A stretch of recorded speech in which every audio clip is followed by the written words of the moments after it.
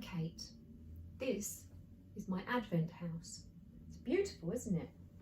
It lights up, and instead of windows, it's got little drawers that open. And every 1st of December, the night before, we put it out in the window, we put the lights on and we leave it. And when we come down the stairs in the morning, each drawer is filled with a gold chocolate. What's all that about, eh? Every year. Well, I think it's the elves, and I'm going to read you a special story that you may already know, The Elves and The Shoemaker. It's one of my favourites.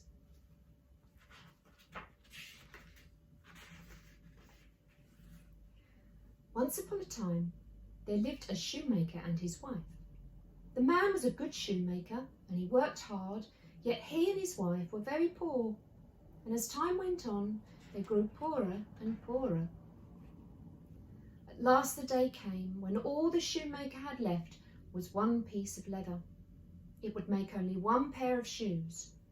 And that evening, before he went to bed, the shoemaker cut out a pair of shoes from the leather. Then he left them on his workbench, all ready for him to sew next morning.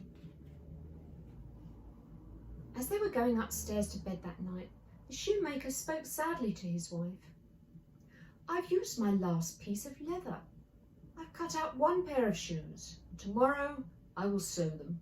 When they are sold, I do not know what will become of us." Next morning, the shoemaker got up early and he went into his workshop ready to make the shoes. And on his bench, instead of the leather that he had cut out, he found a pair of shoes already made. He was astonished. He didn't know what to think.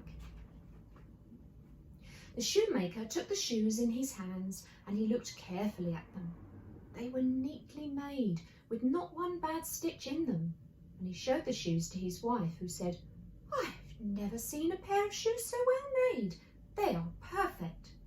The shoemaker and his wife could not think who had sewn the shoes. The same morning, a lady came into the shop to buy a pair of shoes. The shoemaker showed her the pair he had found on his bench, and she said, "I have never seen such well-made shoes." The lady tried them on, and they fitted her perfectly.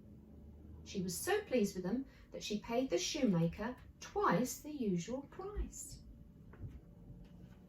With the money, the shoemaker was able to buy leather for 2 pairs of shoes. And that night, before he went to bed, he cut out 2 pairs and left them on his workbench, all ready for him to sew in the morning. The next morning, the shoemaker got up early and went into his shop to make the shoes. But he had no need to do so, because on his bench he found the 2 pairs of shoes already made. He took the shoes in his hands and he looked carefully at them. And once more he found that they were neatly made, with not one bad stitch in them. That morning, a man came into the shop to buy some shoes. The shoemaker showed him the 2 pairs that he had found on his bench, and the man said, "Oh, I've never seen such well-made shoes." And he was so pleased with them, he bought both pairs and paid the shoemaker twice the usual price. With the money, the shoemaker was able to buy leather for 4 pairs of shoes. And that night, before he went to bed, he cut out 4 pairs of shoes, left them on his workbench, all ready for him to sew in the morning. The next morning, the shoemaker got up early, went into his shop, but he had no need to make the shoes. On his bench, he found the 4 pairs of shoes already made. He took them in his hands and he looked carefully at them. And once more, he found that they were neatly made, with not one bad stitch in them. And so it went on. Every night, the shoemaker cut out some shoes and left them on his workbench. And every morning, he found the shoes all neatly made. Many rich customers came to his shop to buy these perfect shoes. And so in time, the shoemaker and his wife became rich. Yet the shoemaker and his wife still had no idea who made these perfect shoes for them. And one evening, not long before Christmas, when the shoemaker had finished cutting out shoes, he went to his wife. We still do not know who sews the shoes for us. Shall we stay up tonight? See who it is that helps us." His wife thought this was a really good plan. So she lit a candle and they went into the workshop, and they hid themselves in a corner of the room behind some clothes which were hanging there. And then the shoemaker and his wife waited quietly, and they watched to see what would happen.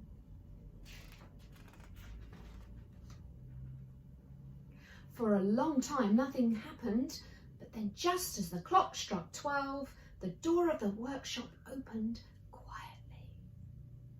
In came 2 tiny elves. They were dressed in old clothes and their feet were bare, and they did not see the shoemaker and his wife, who were hiding in the corner watching them.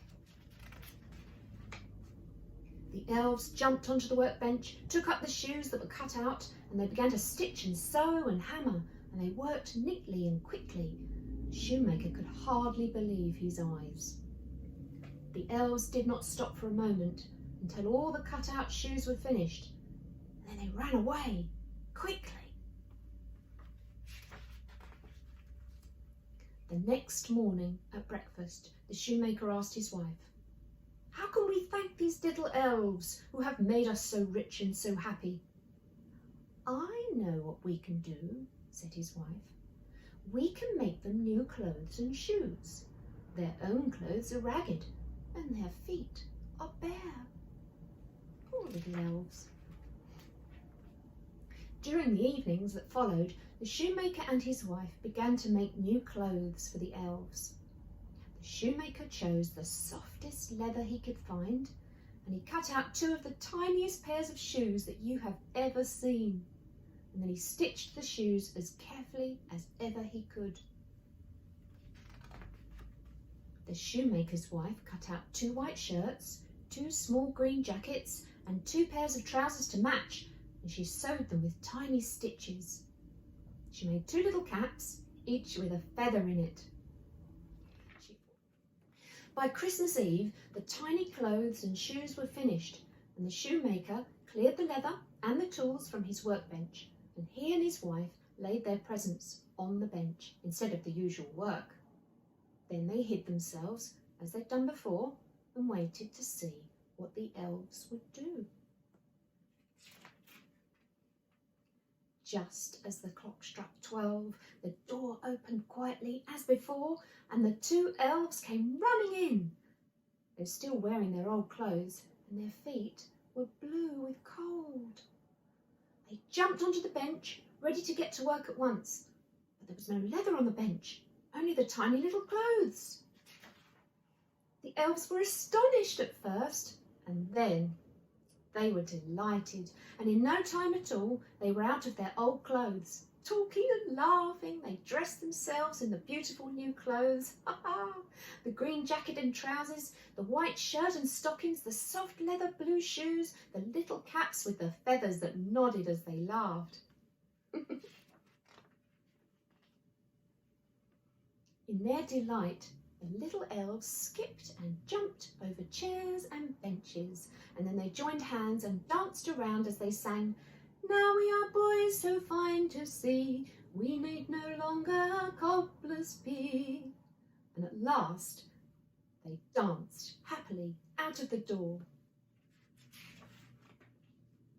The shoemaker and his wife never saw the little elves again, but from that time good luck was always with them, and they were rich and happy the rest of their lives. I hope you enjoyed that story, and I hope you've had a very Merry Christmas, and I'll see you soon. Sweet dreams.